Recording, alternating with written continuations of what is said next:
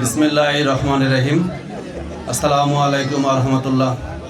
আজকের open house ডের সম্মানিত সভাপতি, সম্মানিত প্রধান অতিথি, উপস্থিত বিভিন্ন রাজনৈতিক দলের নেতৃবৃন্দ সহ সামনে উপবিষ্ট এলাকার গণ্যমান্য ব্যক্তিবর্গ, সবাইকে আমার তরফ থেকে রক্তিম শুভেচ্ছা অভিনন্দন।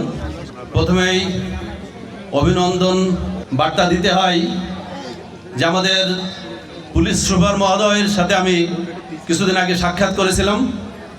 ওনার সাথে কথা বলার পর আমি একটা জিনিস অনুভব করছিলাম যে এবার হয়তো সম্ভব এই চুয়াডাঙ্গা জেলা তথা সমগ্র জেলা সহ আমার দর্শনা এলাকার মাদকের যে ঘাঁটি অভয়ারণ্য, সেই জায়গাটা হয়তো এবার উৎখাত করা সম্ভব হবে, মাদক মুক্ত করা সম্ভব হবে। ওনার এই সাহসী পদক্ষেপ আমাদের অনুপ্রাণিত করেছে, আমাদের যুবকদের অনুপ্রাণিত করেছেন। আমাদের থানার যে অফিসার ইনচার্জ অত্যন্ত সাহসী এবং আমার দেখা অতীতে যতগুলো অফিসার এসছেন, ওনার যে পদক্ষেপ এটা প্রশংসনীয়। আমি ওনার সাথে নিয়মিত যোগাযোগ রাখি, পরামর্শ করি এবং আমি ওনাকে সহযোগিতা করার আশ্বাস দিয়ে রেখেছি। আমার প্রশ্ন হচ্ছে যেটা, যে ঝুঁকি না নেওয়াটাও একটা বড় ঝুঁকি।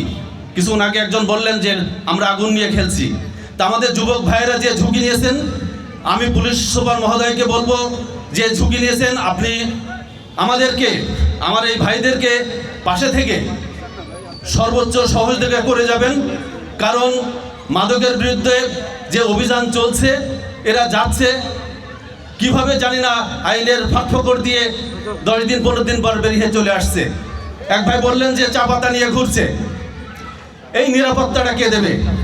এই নিরাপত্তা তো আমরা রাজনৈতিক ব্যক্তিও দিতে পারবো না, সাধারণ মানুষও দিতে পারবো না, দিতে হবে কিন্তু পুলিশ প্রশাসনকে। তা আমার অনুরোধ থাকবে আপনারা এই বিষয়টা একটু দেখবেন। কিছুদিন আগে আমি এই একটা কথা আমার কানে আসলো, যেমন হাটঘাট টেন্ডার হয়, এরকম একটা কথা আমার কানে আসলো যে মাদকের ঘাট টেন্ডার হয়েছে। তা আমি তো অবাক হয়ে গেলাম, মাদকের ঘাট আবার টেন্ডার হয় নাকি?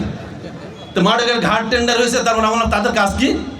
তো বস কাজ একটাই, যে ওই যারা এইগুলো করবে তাদের ম্যানেজ করার দায়িত্ব নেবে। এখন ম্যানেজ কীভাবে হবে সেটা আপনারা জানেন। তো এখন আমার অনুরোধ থাকবে যে প্রশাসন যেভাবে পদক্ষেপ নিয়েছেন সেটা অব্যাহত যেন থাকে, এবং আমার বাবা মা যারা আছে, সন্তান যারা আছে, তাদেরকে বলবো যে আপনারা সন্তানের সাথে সময় দিন, সন্তানের মনোযোগগুলো কোন দিকে যাচ্ছে সেটা দেখেন, আপনার সন্তান কাদের সাথে মিশছে, কোন বন্ধুর সাথে মিশছে সেগুলো একটু খেয়াল করেন।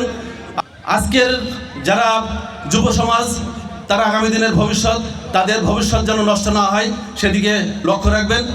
এই আকন্দাবাড়ি গ্রামের যুব সমাজকে ধন্যবাদ জানিয়ে, সাধারণ জনগণকে ধন্যবাদ জানিয়ে আমি আমার সংক্ষিপ্ত বক্তব্য শেষ করছি। আল্লাহ হাফেজ, আসসালামু আলাইকুম।